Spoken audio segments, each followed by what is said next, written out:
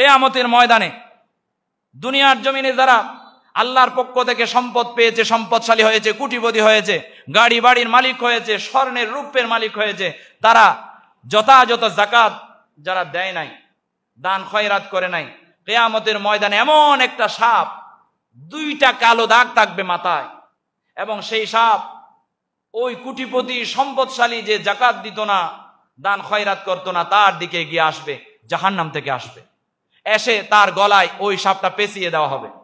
নাউজুবিল্লাহ বলেন। তাদের গলায় ওই সাপগুলোকে পেঁচিয়ে দেওয়া হবে, 2টা কালো দাগওয়ালা সাপ, এবং তাকে পেঁচিয়ে ধরবে, গলায় ঝুলে পেঁচিয়ে ধরবে।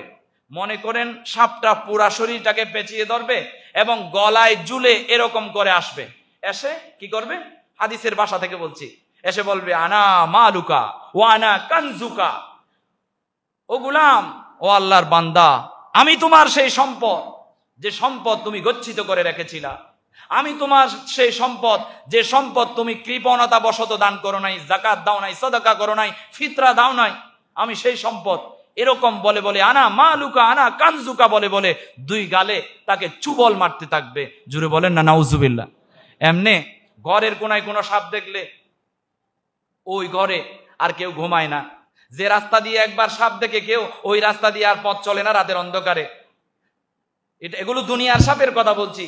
এবার চিন্তা করে দেখেন, কিয়ামতের ময়দানে জাহান্নামের সাপ আপনার সামনে এসে আপনার গলায় পেঁচিয়ে বলবে আনা মালুকা, আমি তোমার সম্পদ, আনা কানজুকা, আমি তোমার সেই সম্পদ, যে সম্পদ কৃপণতা বশত তুমি দান করতে না, যাকাত দিতে না, ফিতরা দিতে না। এরকম করে করে সুবল মারবে। জুড়ে বলেন না নাউজুবিল্লাহ। আবার প্রত্যেক দিন সকালবেলা সুবহের সময় 2টা ফেরেশতা আসমান থেকে অবতীর্ণ হয় আল্লাহর কাছে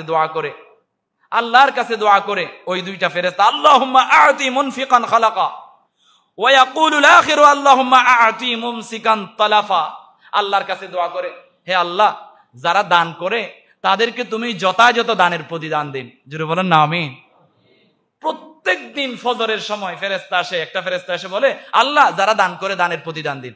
আচ্ছা বলেন তো, ফেরেশতা দোয়া করে, আল্লাহ কবুল করবে না? করবে। সুতরাং কাজেই নিয়মিত দান করেন, যাকাত দেন। আর একটা ফেরেশতা দোয়া করে আল্লাহুম্মা আ'তি মুমসিকান তালাফা, আল্লাহ, যে কৃপণের ঘরের কৃপণ, যে দান করে না, তাকে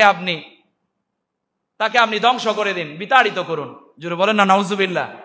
তাহলে যারা কৃপণ, ফকির আসলে বিদায় করে দেয়, না দিয়ে তাদেরকে বচ্ছনা করে, খারাপ ভাষায় কথা বলে, ওই সমস্ত মানুষগুলো কৃপণের ঘরের কৃপণ, যারা দান করে না, সাদাকা করে না, যাকাত দেয় না। তো তাদের বেলায় ফেরেশতা দোয়া করে কি? ধ্বংসের দোয়া। আচ্ছা বলেন, তাদের ধ্বংসের দোয়া করে ফেরেশতা, আল্লাহ কি ধ্বংস করে দিবে না? দুনিয়া এবং আখিরাত দুটাই ধ্বংস হবে কৃপণদের জন্য। সুতরাং আমাদেরকে কৃপণতা পরিহার করে আল্লাহ তাআলা আমাদেরকে যে সম্পদগুলো দিয়েছে, যার যে পরিমাণ আছে সেই পরিমাণ থেকে, যার যে জায়গাতে আছেন আপনি, যে অবস্থানে আছেন সেই অবস্থান থেকে আল্লাহ তাআলা আমাদের যথাযথ যাকাতের বিধান বন্টন করার তৌফিক দান করুন বলি আমিন।